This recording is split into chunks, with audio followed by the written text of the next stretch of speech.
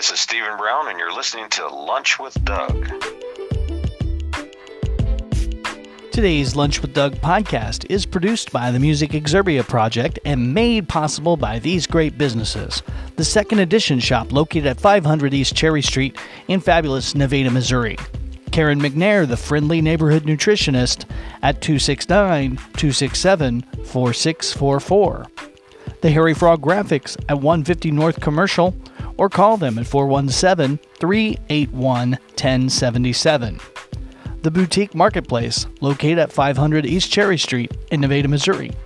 The Nevada Coin at 123 East Cherry Street in Nevada, Missouri. The Gamers Fusion, 617 East Cherry Street in Nevada, Missouri. The Craft Tea, find them on Food Truck Pub or on Facebook. The Impact Graphics at 14144 East Highway 54 or call them at 417-283-2056. The Nevada Tobacco and Liquor Store at 125 West Cherry Street on the south side of the Nevada Square. And coming soon, the Red Cherry Alley at 125 West Cherry Street in fantastic Nevada, Missouri. I'm your host, Dangerous Doug Harper. Thank you for spending your lunchtime with me.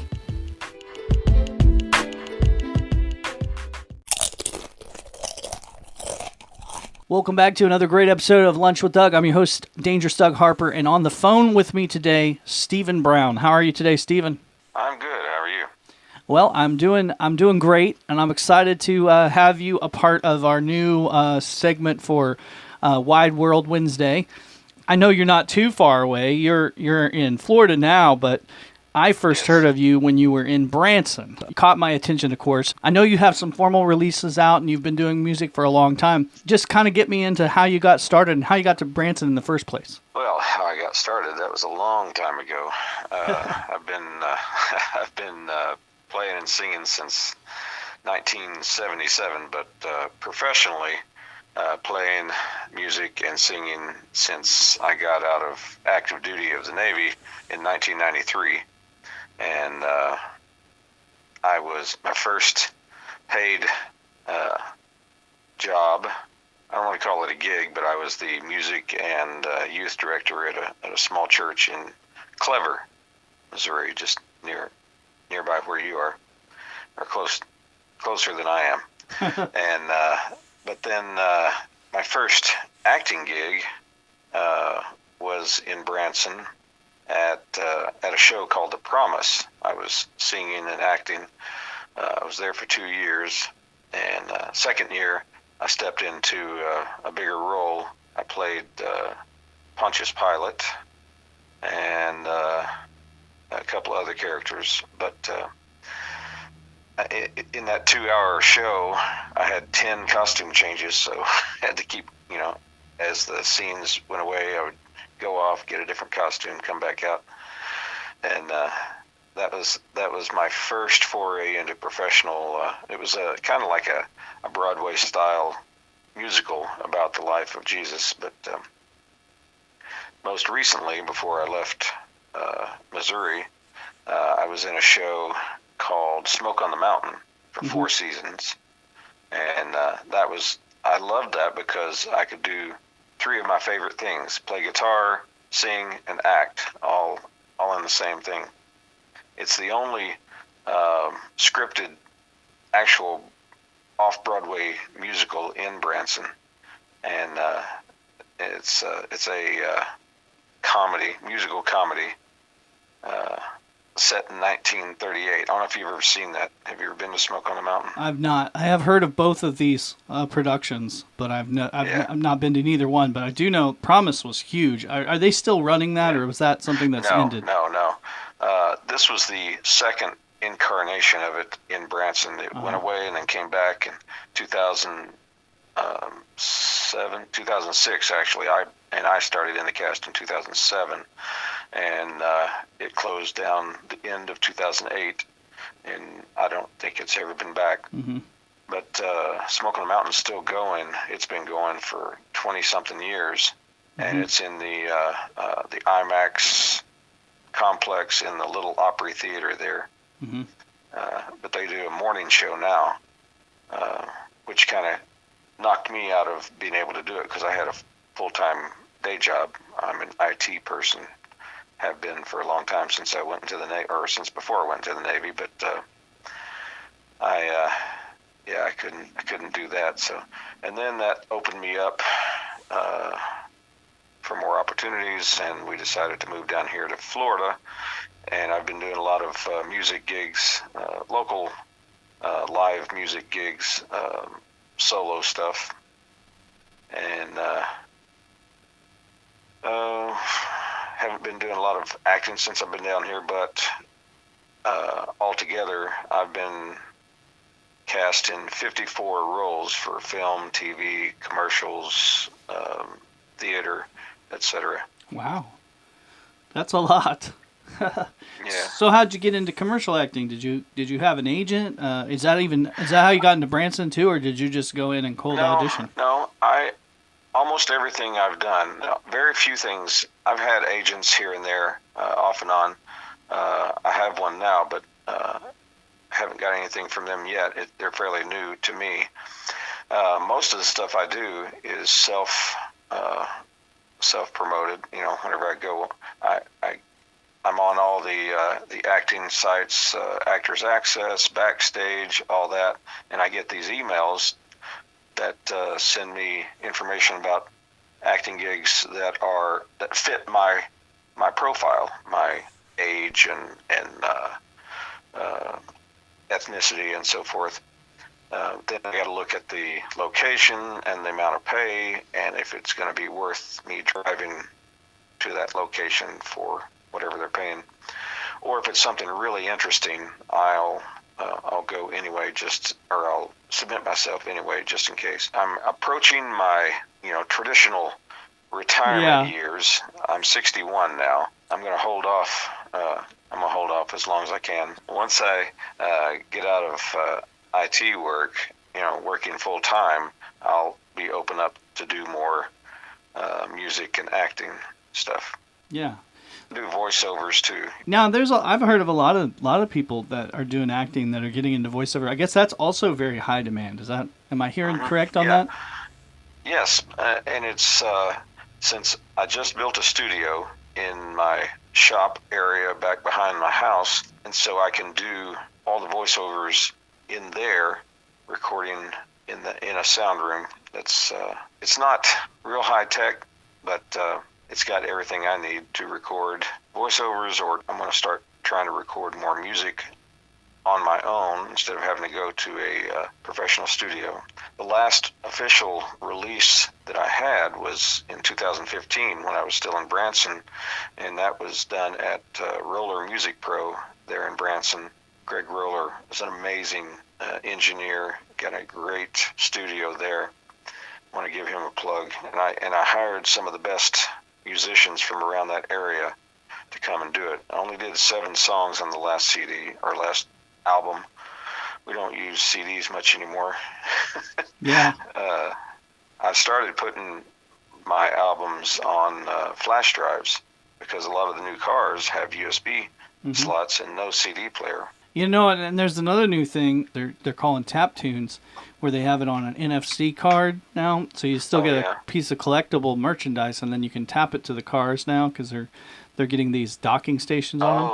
So wow. the new Cadillacs have it, and then they say that the new TVs and everything's going to be having this technology in the near future, so you just be able to tap it, and then it just automatically opens an app basically that has instant player, so you don't have to go download a bunch of stuff. You just kind of tap and go. Yeah, I've got something called a dot card, which is a virtual business card. I mean, it's a card. It's a plastic card, but you tap it to the back of a smartphone, and it automatically opens up my dot profile, which has all the links to my website and everything else. Hey, that's cool. Yeah, everybody likes that now. It's like punching in stuff, typing in is just so almost like a thing of the past. Yeah, I use a QR code too. Yeah. On my banner and on my card. But your newest release or album is available on all major streaming. Yes. It's called Momentum. Momentum. You have to type in or search for Stephen Brown Momentum, because there's other Stephen Brown's artists out there, lots of them. It's a relatively common name, Yeah. not quite as much as John Smith or Jim Johnson or something like that.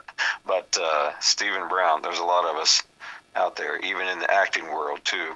When you go on IMDb and search for me, I'm one of the many. That's all right. I mean, we're all one of the many somewhere, right? So your music country? Is it country genre or? No, this last one is a little more jazz, pop. There's one that I was going for a blues feel, but it does sound a little southern rock-ish, slow southern rock-ish. All 7 are originals except for the last one on there that I got permission from the writer and their production company to record it. It's called New Season. But anyway, the other 6 are all ones that I've written. Right. And it kind of covers the gamut of pop, jazz, rock, and a little touch of country, and then gospel. That'd be a good show. When I do my live shows around here at the venues, I tend to I'll tell them that my set is usually classic hits from the 50s, 60s, 70s, and beyond a little bit. Anything from Frank Sinatra to Leonard Skinner, which is a big. I've got an eclectic taste in music. Well, and that's what I always hear. I hear that kind of they say if there's a silver bullet for music, having a kind of a wide spectrum of sounds really is the silver bullet. I mean, even if you look at Kid Rock, for instance, I mean he's way across the board on what he can do. Taylor Swift, for instance, she has kind of spanned the genres of music, So I think that's something that's a good thing, really, honestly. Yeah, I think so. The only drawback to that is someone walks in and I'm playing a song they don't like. They might not wait for the next song, Yeah, I sometimes tell them that if you don't like the song I'm singing, wait, and I might play something that you like. I set up my set list way in advance, and I practice ahead of time. I research. I've added many songs to it recently, and to my set. I've got 268 songs in my repertoire now, but I've probably only memorized 20 or 30 of them. What do you do with your TikTok now? Are you doing some acting on there? Are you doing some songs? What's happening? I've thrown some videos on there. I'm relatively new to TikTok. I've been on Facebook and Instagram and all the others for a while, but TikTok is relatively new to me. Not really sure. I'm just trying to keep up with the young people. So anytime I have a video they want to share, I'll upload it there, just to kind of get some interest. And it seems to be getting some traction. Some of them have quite a few views. One of them has got 706 views already, which is a lot for me. Some people that wouldn't be anything, but I think that's the most viewed one I've got so far. Well, and you got those quickly too. That's where they were like, it's new and it came quickly. Like I think a lot of people.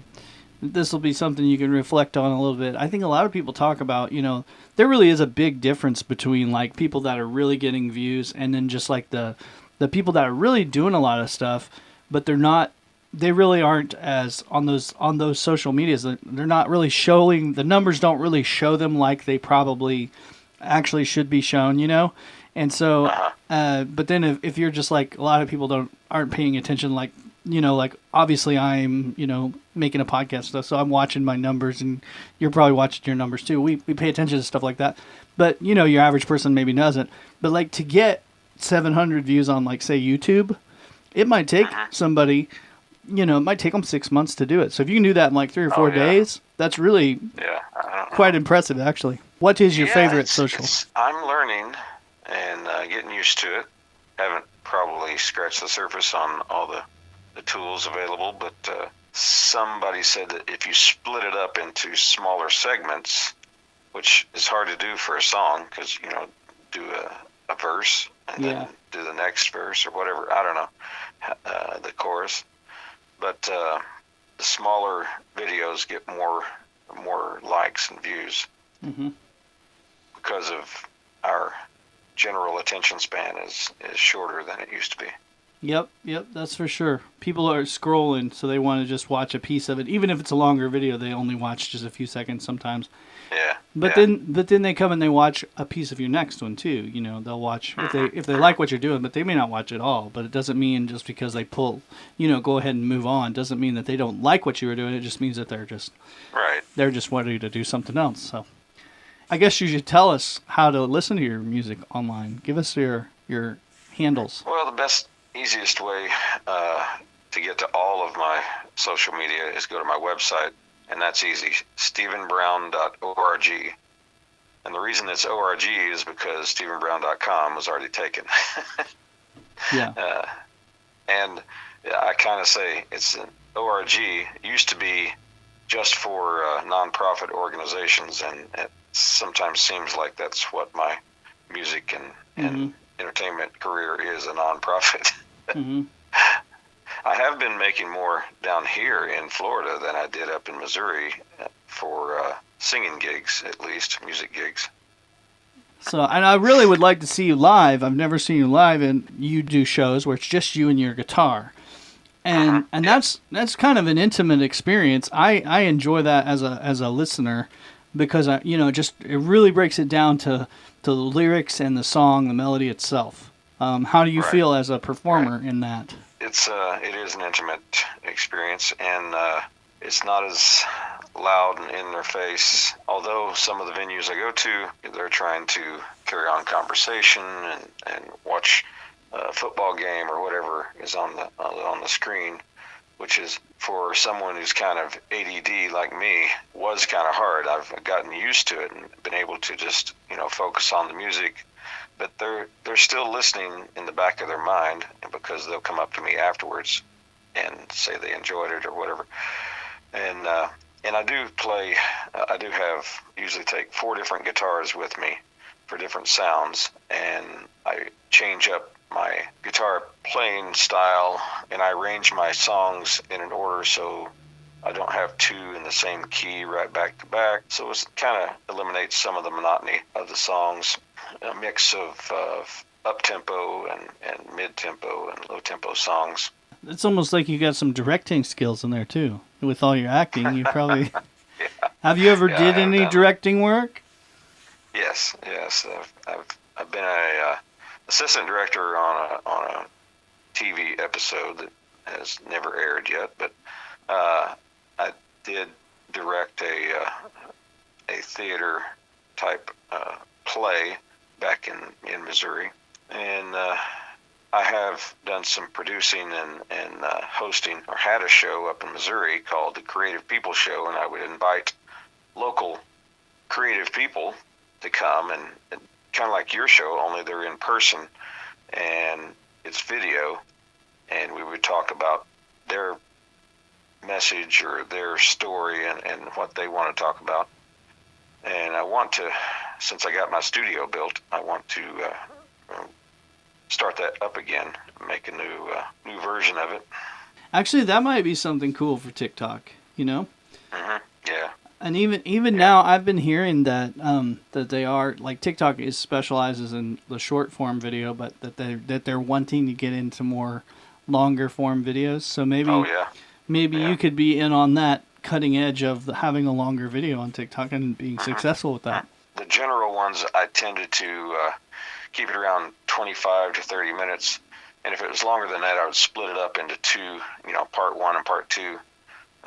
If I couldn't cut out, I didn't think I wanted to cut out a lot. You know what I'm talking about. But if it was an interesting guest, I'm looking to get back into that. Yeah, that sounds really cool. So yeah, I could watch some Stephen Brown TV. Almost all my videos, music and acting, are on YouTube. I'm gonna hit that up.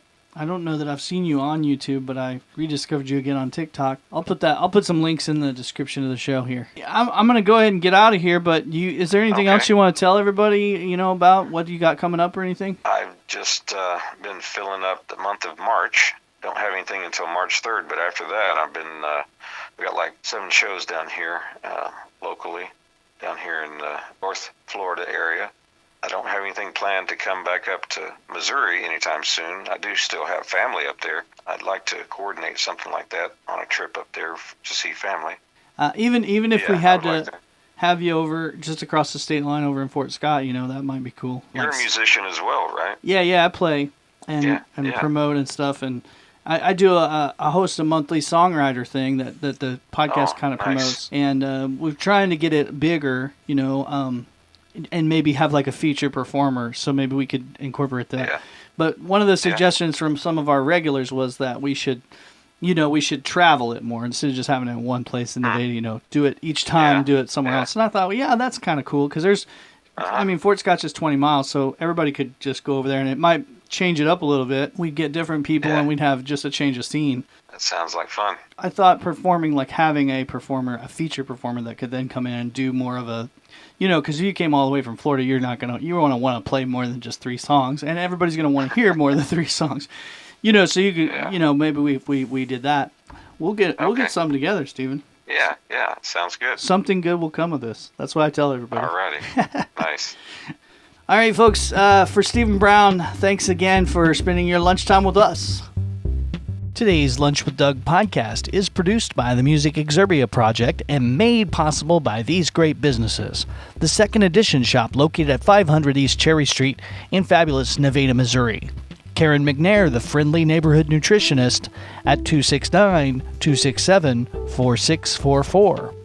The Harry Frog Graphics at 150 North Commercial, or call them at 417-381-1077. The Boutique Marketplace, located at 500 East Cherry Street in Nevada, Missouri. The Nevada Coin at 123 East Cherry Street in Nevada, Missouri. The Gamers Fusion, 617 East Cherry Street in Nevada, Missouri.